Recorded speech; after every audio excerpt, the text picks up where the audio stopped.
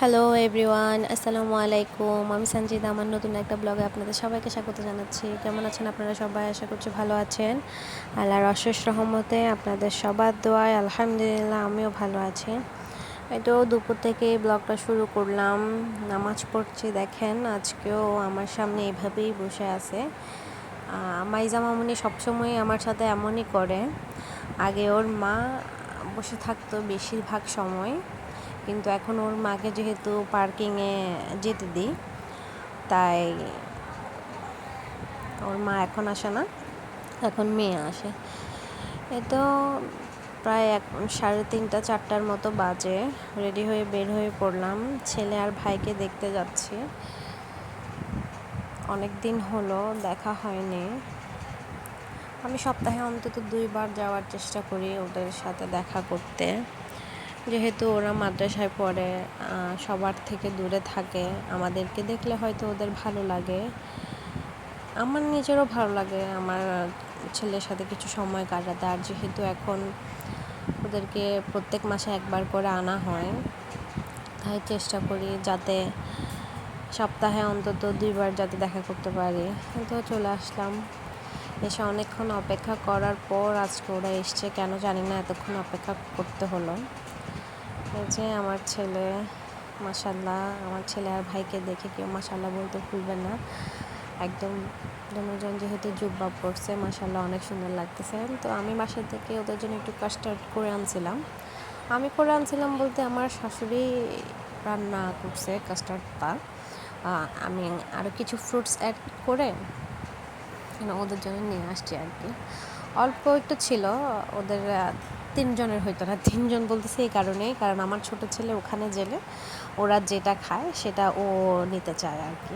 যতটুকু খেতে পারুক আর না পারুক, মানে নিবেই। ও কথা হচ্ছে ওরা যেটা নিবে ওর থেকেও সেটা নিতে হবে। তো দোনো ভাই খুনসুটি করে খাচ্ছিল।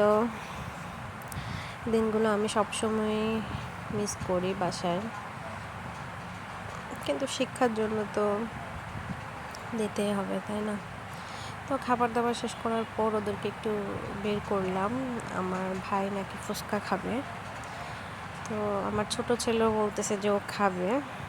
ও তেমন খেতে পারে না, তারপরও আর কি। ছোট মানুষ তো, ওই যে বললাম, যার থেকে যেটা দেখে তার সেটা লাগবেই, সেটা খেতে পারুক আর নাই পারুক। তারপর একটা ঠিক কী বলে আমি জানি না, বেকারি সিস্টেমের, মানে ওখানে হচ্ছে বেকারি আইটেম সব পাওয়া যায়। তারপর কেক, মানে সব আইটেম, সব মিষ্টি, সব রকমেরই সব কিছু এই দোকানটাতে আছে। তো ওরা পেস্ট্রি খাবে বলল, তো 2জনের জন্য 2টা নিয়ে নিলাম। 3জনই ভাগ করে খাবে, যেহেতু আমার ছোট ছেলে তেমন খেতে পারে না, ও যখন কিছু নিয়েই ওয়েস্ট করে, তো সেজন্যই 2জনকে 2টাই নিয়ে দিচ্ছি। বললাম যে 3জন ভাগ করে খাও, যে যতটুকু পারে খাবে আর কি, মিলেমিশে খাবে। তো নিয়ে নিলাম। আমরা সবসময় এই দোকানটাতে আসি, আর দোকানটার জিনিসপত্র একটু মোটামুটি ভালোই, খারাপ না, অন্যান্য দোকান থেকে ভালোই পাই। এই যে সবাই মিলে একসাথে ভাগ করে খেয়ে নিচ্ছে। দুষ্টুমি করতে করতে খাচ্ছে। আসলে এই সময়টা যতক্ষণ আমি থাকি, আমি চেষ্টা করি আমার ছেলে আর ভাইকে মানে ওদের মতো করে সব কিছু করে দেওয়ার, নিয়ে দেওয়ার। যেহেতু ওরা বাসায় থাকে না, তাই আমাদের অভাবটা তো ওরা ফিল করে, সেটা আমি ভালো করেই বুঝতে পারি। আমি বড় হয়েই পারি না, আমার মা, ভাই বোন সবার জন্য আমার কেমন লাগে, কয়েকদিন দেখতে না পারলে মনটা কেমন যেন করে। কিছু হয় যে না, তারপরও ভালো লাগে না, এই আর কি। এই তো খাবার দাবার খেয়ে ওদেরকে তুলে দিয়ে আসলাম। আমরা নিচেই দাঁড়ায় থাকি, অতটা উপরে যাওয়া অ্যালাউ করে না সব সময়, হঠাৎ যেতে পারি আর কি। তো বিদায় দিয়ে চলে আসতেছি। আসলে আজকে প্রচুর গরম পড়ছে, এত গরম মানে বলার মতো না। ওই রোদ তেমন নাই, কিন্তু তারপরে একটা গরম গরম ভাব, যে একদম মানে বলেন যে মনে হচ্ছে যে এখনই ফুটে যাবে একটা আছে যে কোনো জিনিস হিট হয়ে যায় না, ওই রকমই হিট লাগতেছিল আজকের ওয়েদারটা। এখন সোজা বাসার উদ্দেশ্যে রওনা দিলাম, কারণ বাসায় গিয়ে অনেক কাজ আছে। আজকে হুট করেই ছেলের ওখানে আসা, আজকে আসার কথা ছিল না। আমার বোন যেহেতু চলে যাবে, মানে আমার সেজ বোন ওর শ্বশুর বাড়িতে চলে যাবে, তো ও বললো যে যাওয়ার আগে একটু ওদেরকে দেখে আসি, আল্লাহ রিজিকে রাখলে কখন না কখন আসি। তো বাসায় এসে নামাজ কালাম পড়লাম, একটু ফ্রেশ হলাম, খাবার নাস্তা খেলাম আর কি। তারপর আমি সাথে সাথে ভাত বসিয়ে দিছি, যেহেতু প্রায় 8:30টার মতো এখন বাজে। তো ভাত রান্না করা হয়ে গেছে, অল্প অল্প কিছু তরকারি ছিল, ওইগুলো আমি একটু গরম করে নিচ্ছি। দেখেন নাস্তা খাওয়ার পর এক কাদা থালাবাটি জমছে, আর পাশাপাশি আমি শাকও কুটে নিয়েছি, আমার শাশুড়ি বেছে রাখছে, আমি জাস্ট ধুয়ে কেটে নিয়েছি আর কি, যাতে রান্না করতে ইজি হয়ে যায়। তো সেজন্য টুকটুক করে সব কিছু আগাই রাখতেছি। তো তারপর থালাবাটিগুলো ধুয়ে নিচ্ছি। তাহলে ছেলেকে দেখে আসলে তখন মনটা এত আপসেট হয়ে যায়, মানে কোনো কিছুই ভালো লাগে না। ভাবতেছিলাম যে আমার ছেলে থাকতো আজকে, আমার ছোট ছেলে যেমন আছে বড়টাও তেমন থাকতো, মানে আমরা সবাই মোটামুটি আমার ছেলেকে মিস করি, কিন্তু পড়ার জন্যই শুধুমাত্র দেয়া। তখন বুঝতাম না আসলে যে হোস্টেল কী জিনিস, বা দেখতাম ছেলেরা কান্না করতো, মায়েরা কান্না করতো, বা আমার ভাইকে তো আগেই দিছি।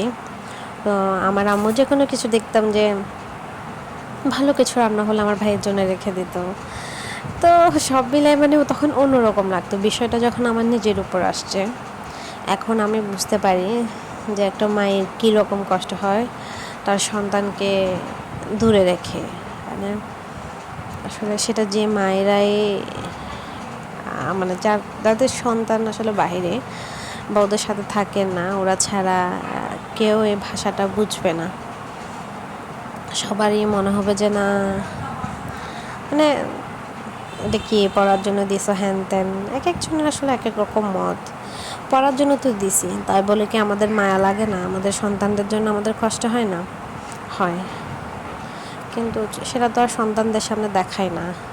আমি তো আমার ছেলেকে টোটালি বুঝতেই দিই না যে ও চলে আসাতে আমি আপসেট। আমি ওকে এমনভাবে বোঝাই যে না, কী হয়েছে, তোমাকে আমি পড়ার জন্য দিয়েছি, তুমি পড়বে, বড় হবে, মানুষের মতো মানুষ হবে, আল্লাহর কোরআনের পাখি হবে। এটার মতো সৌভাগ্যের আর কিছুই না, আসলে এটার মতো সৌভাগ্যের কিছুই না। আল্লাহর কোরআন তো আমরা সবাই পড়ি, কিন্তু কোরআনের অর্থ বুঝে পড়াটাই হচ্ছে মেন। আল্লাহ তাআলা আমাদেরকে কোরআনটা আমাদের কাছে পাঠিয়েছেন যাতে আমরা আল্লাহকে বুঝতে পারি। আল্লাহকে ভয় পাওয়ার চেয়ে আল্লাহকে ভালোবেসে জয় করাটা আমি বেশি পছন্দ করি। আল্লাহ তাআলা যেন আমার সন্তানকেও, দোনোটা সন্তানকে, বা মানে সব মায়েদের সন্তানদেরকে যারা ইচ্ছে করে দিয়েছেন যে ওদের ছেলেরা হেফজ করুক, বা যারা দেননি তাদেরকেও আল্লাহ তাআলা যেন, আল্লাহ তাআলার দিনের নূরটা যেন ওরা ওদের মনে ধারণ করতে পারে, এই দোয়াই আমি 5 ওয়াক্ত পড়ি। যেহেতু আমার সন্তানের ভালো চাই, আমিও তো একজন মা, আমি সব সন্তানেরই ভালো চাই। তো আপনাদের সাথে বক বক করতে করতে আমি সব থালাবাটি ধুয়ে নিলাম, যা ধুয়েছি সাথে সাথে গুছাই ফেলতেছি, কারণ একদিকে দিয়ে গেলে আমি কেমন জানি অলস একটু, মানে যেটা যেদিকে রেখে মানে সাথে সাথে যদি না করি আর কি, ওইটা অনেকক্ষণ পর হয়ে গেল আমি আসলে করতে পারি না, কেন জানি অন্যমনস্ক হয়ে যায়। আর ইউটিউবে আসা পর্যন্ত তো আমার আরও অন্যমনস্ক হয়ে গেছে, জানি না কেন। আমি তো ইউটিউবে তেমন সময় দিও না, মানে এমন না যে না একদম আহামরি ভালো করে ভিডিও করে তেমন করার আসলে সময়ও পায় না, কেন জানি না আমার মন মানসিকতা ইদানিং ভালো যাচ্ছে না। আলহামদুলিল্লাহ সব দিয়ে ঠিক আছে, খাওয়া পড়া সংসার সব কিছু দিয়ে আলহামদুলিল্লাহ আমি আল্লাহর কাছে সবসময় শুকরিয়া আদায় করি, সব কিছু দিয়ে ঠিক আছে, কিন্তু তারপরেও কেন আমার মানে আচ্ছা না যে একটা মনটা কেমন যেন ছটফট করে, তো এরকম একটা করছে। আর তাক আল্লাহ তাআলার কাছে সব কিছুর জন্য শুকরিয়া জানাচ্ছি, আল্লাহ যেন সব কিছু ঠিক রাখে, এই আর কি এই দোয়াটাই করে। তো এই পিপিগুলো একটু সুন্দর করে ধুয়ে দিচ্ছি, কারণ এগুলোতে করে বাজার আনা হয়েছিল, তো এমনি ফেললে একটু দুর্গন্ধ বের হয়, তাই পরিষ্কার করে নিচ্ছি। কিন্তু আপুর বাসায় আমার বিড়ালগুলো এখন আমার নেই, যেহেতু আমি এগুলোকে বিক্রি করে দিয়েছি আপুর বাসায়। তো অনেকেই বলছিলেন যে আপু আপনার বিড়ালগুলো দেখতে ভালো লাগে, তো আপু এই ভিডিওটা আমাকে পাঠিয়েছেন ওদের দুজনের, তো সেটাই আমি আপনাদের সাথে শেয়ার করলাম। আজকের ভিডিওটা আসলে এই পর্যন্তই। ইনশাআল্লাহ নেক্সট কোনো ভিডিওতে আবার আপনাদের সবার সাথে দেখা হবে। তত আমাকে সবাই সাপোর্ট করবেন। আমার ভিডিওটা ভালো লাগলে একটা লাইক করবেন, আর বেশি ভালো লাগলে অবশ্যই সাবস্ক্রাইব করবেন যারা নতুন আমার ভিডিওটা দেখছেন।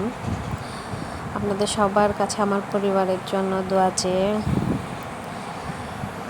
আমার সন্তানের জন্য বিশেষ করে দোয়া চেয়ে নিচ্ছে। আল্লাহ যেন আমার সন্তানকে কোরআনের পাখি হিসেবে কবুল করেন, এই দোয়াই করবেন। আমার পরিবারের সকল যেন ভালো থাকে, সুস্থ থাকে। ইনশাআল্লাহ আবার আপনাদের সাথে দেখা হবে। ততক্ষণের জন্য সবাই ভালো থাকবেন, সুস্থ থাকবেন। আমার বিড়ালদের জন্য দোয়া করবেন যাতে ওরা সুস্থ থাকে। আল্লাহ হাফেজ, আসসালামু আলাইকুম।